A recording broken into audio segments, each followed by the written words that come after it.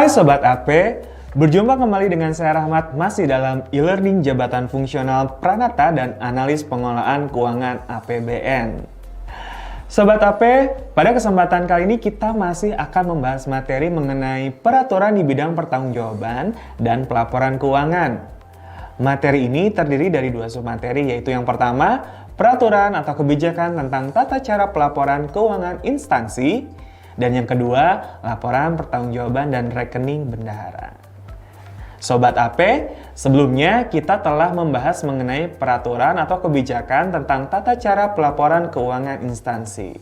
Nah, pada video ini kita akan membahas mengenai laporan pertanggungjawaban dan rekening bendahara. Saat ini saya masih ditemani oleh Ibu Yunia Yanwar Rashid. Beliau merupakan Wideiswara di Pusdiklat Anggaran dan Perbendaharaan yang sebelumnya pernah menjabat Direktur Akuntansi dan Pelaporan Keuangan di Direktorat Jenderal Perbendaharaan. Bu Yunia, melanjutkan obrolan kita sebelumnya. Selanjutnya saya dan Sobat AP ingin tahu banyak nih Bu terkait dengan laporan pertanggungjawaban dan rekening bendahara. Mungkin diawali dengan pertanyaan, apa sih dasar hukum dari laporan pertanggungjawaban bendahara tersebut Bu? Ya, baik Mas Mahmet ya. Dasar hukum laporan pertanggungjawaban bendahara adalah sebagai berikut. Pasal 35 ayat 2 Undang-Undang 17 tahun 2003. Setiap orang yang diberi tugas menerima, menyimpan, membayar, dan atau menyerahkan uang atau surat berharga atau barang-barang negara adalah bendahara yang wajib menyampaikan laporan pertanggungjawaban kepada BPK. Pasal 31 ayat 1 PP 8 tahun 2006. Bendahara pengeluaran wajib menata usahakan dan menyusun laporan pertanggungjawaban atas uang yang dikelolanya dalam rangka pelaksanaan APBN. Pasal 30 ayat 1 PMK 162 tahun 2013. Bendahara menyelenggarakan pembukuan terhadap seluruh penerimaan dan pengeluaran yang dilakukan satuan kerja. Nah, lalu Ibu, dapatkah Ibu jelaskan mengenai ketentuan umum pembukuan bendahara pengeluaran, Bu? Ya, adapun ketentuan umum pembukuan bendahara adalah sebagai berikut, Mas. Bendahara menyelenggarakan pembukuan terhadap seluruh pengeluaran yang dilakukan pada Satker. Pembukuan terdiri dari buku kas umum, buku-buku pembantu, dan buku pengawasan anggaran. Dalam hal bendahara menyalurkan dana kepada BPP, bendahara membuat buku pembantu BPP. Dalam hal bendahara memberikan uang muka, bendahara membuat buku pembantu uang muka. Pada akhir tahun anggaran, bendahara menutup BKU dan buku-buku pembantu dengan ditandatangani KPA atau PPK atas nama KPA. Bendahara yang mengelola lebih dari satu DIPA, pembukuannya harus dipisahkan sesuai DIPA masing-masing. Pembukuan dilakukan dengan aplikasi yang dibangun oleh Kementerian Keuangan. Bendahara mencetak BKU dan buku pembantu setiap bulan dan ditandatangani oleh KPA atau PPK atas nama KPA. Oh, jadi seperti itu ya Bu ya ketentuan umum pembukuannya Bu? Iya Mas ya. Lalu selanjutnya Bu, bagaimana dengan sistem pembukuan dan transaksi yang dibukukan itu? Ya, sistem pembukuan yang ada di bendahara itu adalah sebagai berikut ya. Adapun sistem pembukuannya, pertama, basis kas. Kedua, single entry. Ketiga, BKU hanya membukukan uang yang melalui bendahara. Keempat, buku pembantu hanya membukukan transaksi yang dibukukan di BKU. Transaksi yang dibukukan: 1. Penerbitan SPM _UP. 2. Pembayaran atas uang yang bersumber dari UP. 3. Pembayaran atas uang yang bersumber dari SPMLS bendahara. 4. Penyaluran dana kepada bendahara pengeluaran pembantu BPP dan laporan pertanggungjawaban bendahara pengeluaran pembantu. 5. Aktivitas lainnya. Jadi seperti itu Mas Mahmet, sistem pembukuan yang ada di bendahara ya. Oke, baik Bu. Lalu Bu, mungkin Ibu bisa menjelaskan pada saya dan Sobat AP semuanya pemeriksaan kas di bendahara pengeluaran. Apakah perlu juga dilakukan rekonsiliasi Bu? Perlu Mas rekonsiliasi ya. Pemeriksaan kas di bendahara pengeluaran dan rekonsiliasi adalah sebagai berikut. Pemeriksaan kas dan rekonsiliasi internal tujuannya adalah untuk meneliti kesesuaian antara pembukuan bendahara dan laporan keuangan UAKPA. Dilakukan oleh KPA atau PPK atas nama KPA. Dilakukan minimal sebulan sekali bersamaan dengan pemeriksaan kas. Dituangkan dalam berita acara pemeriksaan kas dan rekonsiliasi. Lalu selanjutnya Ibu, apakah Ibu bisa menjelaskan nih kewajiban penyampaian laporan pertanggungjawaban bendahara ini ke KPPN, Bu? Ya, kewajiban penyampaian laporan pertanggungjawaban bendahara ke KPPN seperti ini ya Mas.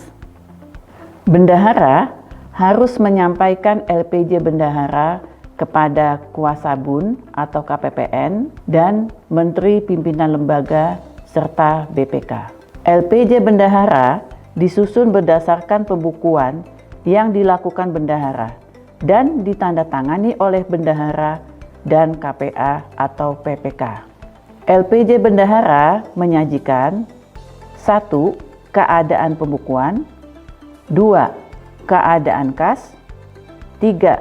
Selisih kas, 4. Rekonsiliasi internal, 5. Penjelasan atas selisih. Nah, baik Bu. Sekarang mungkin mengenai rekening bendahara ya Bu ya. Tadi kita sudah membicarakan mengenai LPJ bendahara, sekarang saya ingin bertanya terkait dengan rekening bendahara.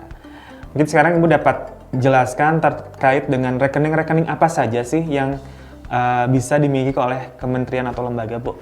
Banyak sekali ya Mas ya rekening-rekening yang dimiliki oleh kementerian lembaga adalah bisa kita lihat ya di dalam contoh-contoh seperti ini.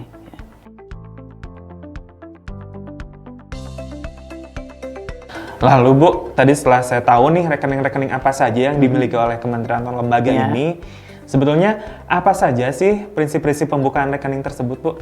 Ya, baik. Untuk prinsip-prinsipnya adalah seperti ini, Mas. Nama rekening menggunakan nama instansi untuk kepentingan dinas dan sesuai bidang tugasnya. Benar-benar diperlukan mendapat persetujuan Kuasabun melaporkan rekening yang dikelolanya. Oke. Nah, lalu setelah saya tadi mengetahui terkait dengan prinsip-prinsip pembukaan rekening untuk kementerian atau lembaga ini, Bu, saya ingin tahu nih bagaimana mekanisme atau cara pembukaan rekening tersebut, Ibu? Nah, Mas Mahamed, begini cara mekanisme pembukaan rekeningnya. Kementerian Negara dan Lembaga mengajukan permohonan pembukaan rekening tembusan Sekjen. Setelah diajukan kepada Kuasabun, Kuasabun melakukan penilaian permohonan, persetujuan atau penolakan, tembusan Sekjen. Kementerian Negara dan Lembaga menerima atas persetujuan Kuasabun untuk membuka rekening. Bank membuka sesuai persetujuan Kuasabun atau menolak membuka rekening tanpa persetujuan Kuasabun. Norma waktu penyelesaian persetujuan atau penolakan pembukaan rekening adalah untuk Kuasabun pusat 10 hari kerja dan untuk Kuasabun daerah 5 hari kerja terhitung sejak surat permohonan pembukaan rekening diterima Kuasabun. Nah, seperti itu Mas Mahamed, mekanisme pembukaan rekening dari kementerian lembaga. Oh, jadi seperti itu ya Bu ya mekanisme pembukaan rekeningnya ya? Iya, harus melalui kuasa bendahara umum negara. Oh gitu. Nah, mungkin ini pertanyaan terakhir untuk Ibu ya Bu ya. Bagaimana Bu cara pengoperasian rekening tersebut, Bu? Adapun cara pengoperasian rekening adalah sebagai berikut ya. Untuk pengoperasian rekening, bunga, jasa giro, rekeningnya sudah menggunakan Treasury Notional Pooling atau non-Treasury Notional Pooling. Kalau untuk non-Treasury Notional Pooling, bunga atau jasa giro disetorkan di akhir bulan berkenaan. Kemudian dilakukan pendebetan rekening. Debit rekening dilakukan dengan surat perintah dari KPA dan ditandatangani oleh KPA dan bendahara. Setelah itu, dilakukan penatausahaan rekening, bendahara membukukan berdasarkan bukti debit atau kredit, KPA menguji kebenaran pembukaan rekening bendahara, penatausahaan rekening menggunakan aplikasi yang dibangun Ditjen Perbendaharaan. Tata cara pembukaan mengacu pada peraturan pembukaan bendahara. Baik Mas Mamet ya, seperti itulah pengoperasian rekening. Ya. Terima kasih ya Bu ya atas waktu dan kesempatannya nih untuk saya dan Sobat AP semuanya. Ya, terima kasih juga Mas Mamet. Demikian Sobat AP, obrolan kita terkait dengan laporan pertanggungjawaban dan rekening bendahara. Dengan demikian, materi terkait dengan peraturan di bidang pertanggungjawaban dan pelaporan keuangan telah selesai. Semoga video ini bermanfaat. Sampai jumpa.